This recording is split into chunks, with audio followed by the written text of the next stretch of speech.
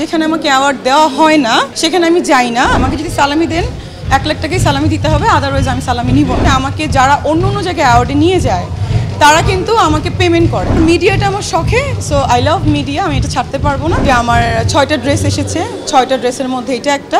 আমি বলেছি যে ঈদের পরে করব, আমাদের একটা মানে আমার নামেই আমি করবো ভাবছি, কারণ ওখানে বেসিক্যালি এটা কিন্তু আমি আমার জন্য করতে চেয়েছি তা না। আমাকে ওখানকার একজন কোম্পানি যারা মানে মিল্ক আর কি, উটের দুধের যে গুঁড়া, ওরা পাউডার মিল্কটা ওরা এখানে ইম্পোর্ট করে বা সমস্ত কি বলে দেশি মানে কি বলে এক্সপোর্ট করে, সরি, তারাই আমাকে বলেছে ওদের ব্র্যান্ড অ্যাম্বাসেডার হওয়ার জন্য। সো আমি বলেছি অ্যাম্বাসেডার না হয় আমাকে পার্টনার রেখে দেন, দ্যাটস ওয়াই ঈদের পরে হয়তো বা এটা শুরু হবে। আমাকে যদি সালামি দেন 1 লাখ টাকাই সালামি দিতে হবে, আদারওয়াইজ আমি সালামি নিব না, এটাই বলেছি। বাট মিনিমাম না, মিনিমাম তো দেওয়াই হয়। আমার কাজিনরা, আমার ফ্রেন্ডরা আমাকে দেয়। আমি যে রুমা আপু, মোহন আপু সবার থেকে 500 টাকা সালামি পেয়েছিলাম, ভিডিও দেখেছেন। আমি আসলে এইসব ব্যাপারে কিছু বলতে চাই না। এটা যিনি দিয়েছেন তিনিই ভালো বলতে পারবেন কেন দিয়েছেন। আর এই ব্যাপারে আসলে আমার মন্তব্য করাটা আসলে উচিত না, কারণ আমি তো আইনজীবী না আর আমি উপস্থাপিকাও না।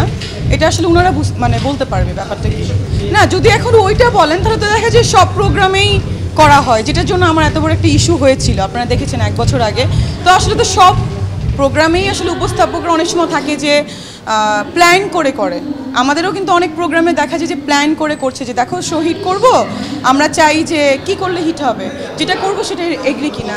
তো আমরাও কিন্তু অনেক ক্ষেত্রে এগ্রি হয়ে প্রোগ্রামগুলো করি, কিন্তু মানে ভাইরাল হওয়ার জন্য বা অনেক কিছু হওয়ার জন্য।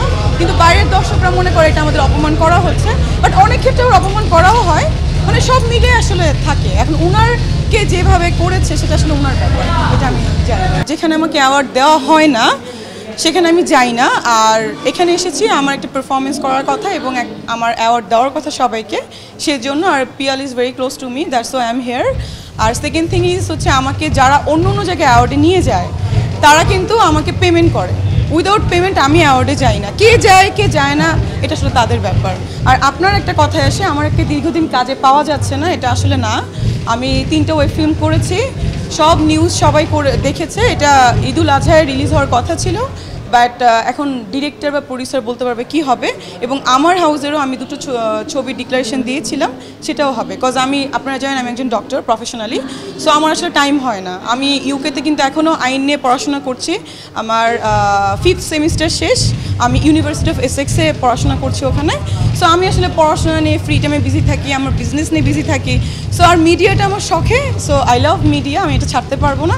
দ্যাটস ওয়াই যখন ফ্রি থাকি আমি তখন কাজ করি। তো ওয়েব ফিল্ম একটা হচ্ছে আর ওটাকে সিনেমাই করা হচ্ছে, আপনারা দেখতে পারবেন ভেরি সুন। আমার 6টা ড্রেস এসেছে, 6টা ড্রেসের মধ্যে এটা একটা 3 নাম্বার, আরও আছে 3টা। সো দাম তো ওই যে বললাম তারা বলতে পারে, বাট আমি দেখেছি হয়তো বা 4-5 লাখ 6 লাখ এরকম হবে একটা ড্রেস। আমি জাস্ট ওনারা আমাকে স্পন্সর করেছে এবং আমি নামে মাত্র একটা পেমেন্ট করেছি 6টা ড্রেস নেওয়ার জন্য।